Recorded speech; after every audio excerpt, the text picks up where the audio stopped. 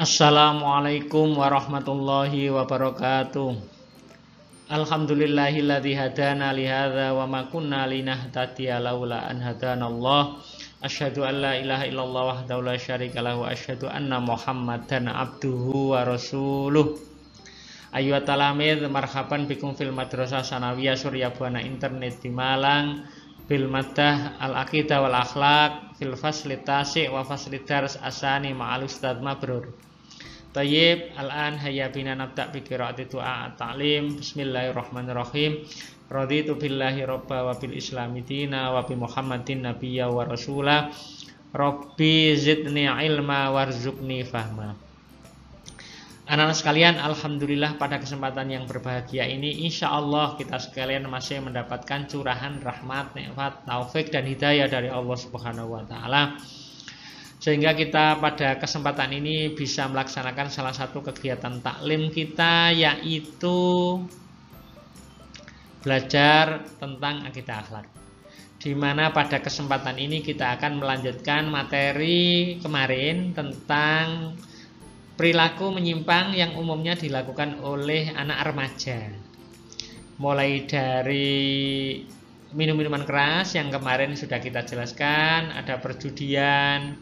Saat ini kita akan fokus membahas pelajaran bab tentang pacaran. Kenapa ini menjadi penting untuk dijelaskan? Karena pacaran ini menjadi sebuah fenomena yang sangat familiar di kalangan para remaja. Rasanya kalau tidak punya pacar itu sepertinya kurang apa gitu ya di mata remaja. Ini secara umum ya. Bagaimana dengan pandangan Islam? Kenapa kok ini terjadi dan familiar di kalangan remaja? Karena kita tahu bahwa seperti yang kemarin dijelaskan tentang ciri-ciri remaja, maunya ada-ada saja. Kemarin sudah banyak kita jelaskan ya, masa transisi, masa yang sulit diatur, mau suka memberontak dan seterusnya. Dan saat ini kita akan membahas tentang pacaran. Apa itu pacaran? Sebelum kita melanjutkan arti pacaran, seperti biasanya Pak Mabrur ingin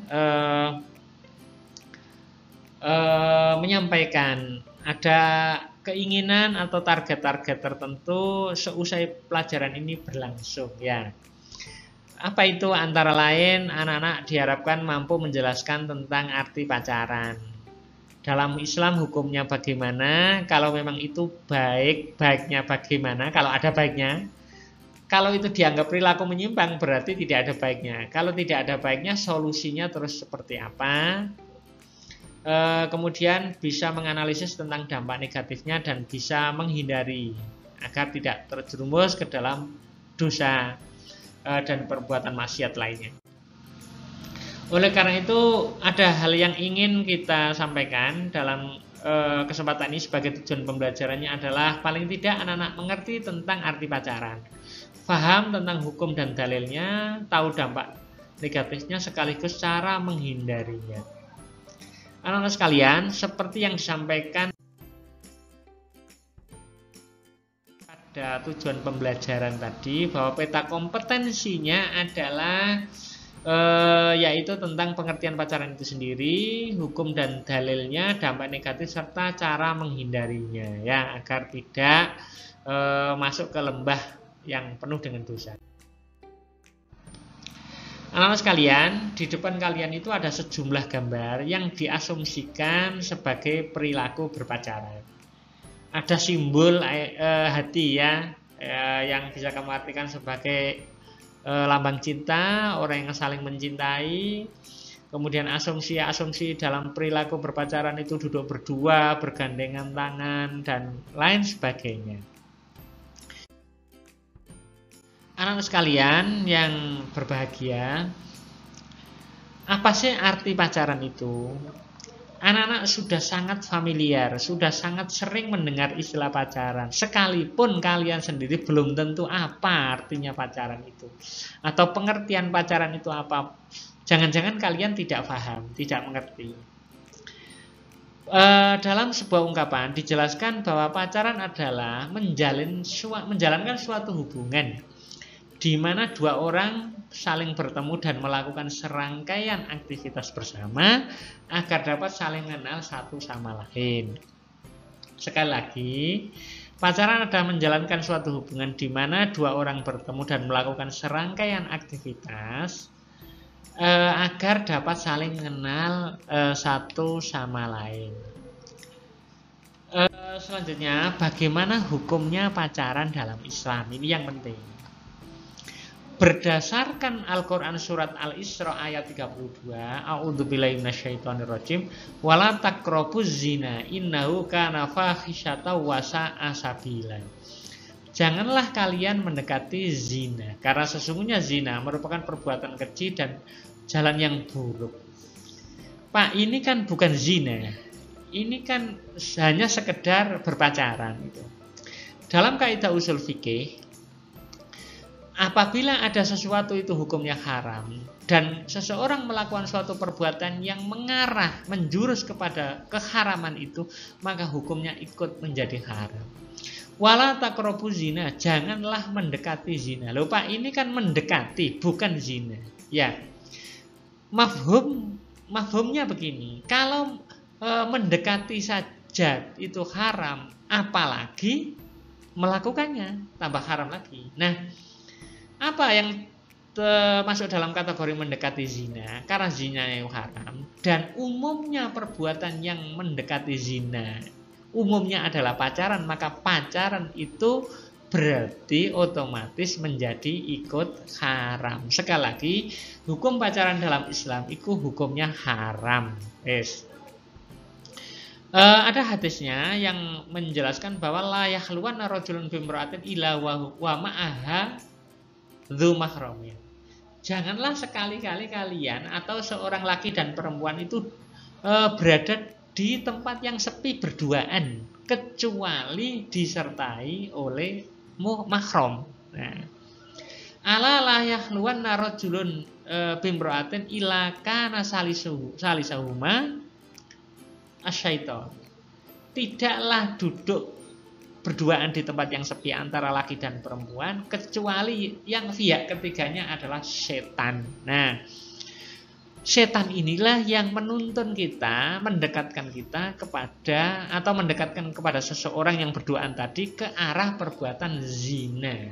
Sekali lagi, karena zinanya haram, maka perbuatan apapun yang mengarah menuju ke sana ikut menjadi haram.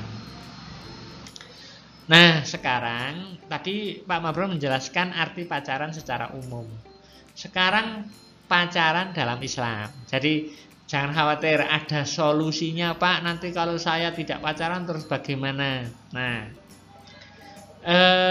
fahami arti pacaran dalam Islam anak-anak ya. Kalau yang seperti dijelaskan di awal itu mutlak hukumnya haram. Karena apa? Umumnya kalau mengikuti teori yang ada di atas, pacaran itu berduaan, bergandengan tangan, dan melakukan serangkaian aktivitas yang mengarah kepada perbuatan zina. Itu haram. Nah, sekarang saya tunjukkan solusinya. Pacaran dalam Islam.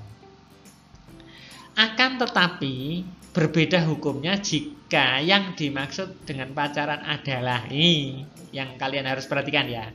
Upaya saling mengenal, menjajaki kemungkinan untuk menjalin pernikahan dalam momentum khitbah atau melamar. Itu beda. Jadi kalau kalian kepingin tidak haram, caranya gampang. Satu, niatnya ditata. Tentu dinilai dulu. Oh, pasangan yang lawan jenis yang saya lihat itu baik, lahir batinnya baik, keturunannya baik, ininya baik, itunya baik, semuanya baik. Kemudian niatmu ditata, bukan untuk bersenang-senang yang mengarah kepada perbuatan zina seperti yang dijelaskan di atas, bukan. Tetapi diniatkan untuk berkhitbah, melamar. Nah, itu beda. Karena itu perbuatannya adalah pasti akan melakukan sebuah aktivitas saling mengenal untuk menjajaki kemungkinan dan diarahkan kepada pernikahan. Itu boleh. Itu ada etikanya, ada caranya, ada akhlaknya.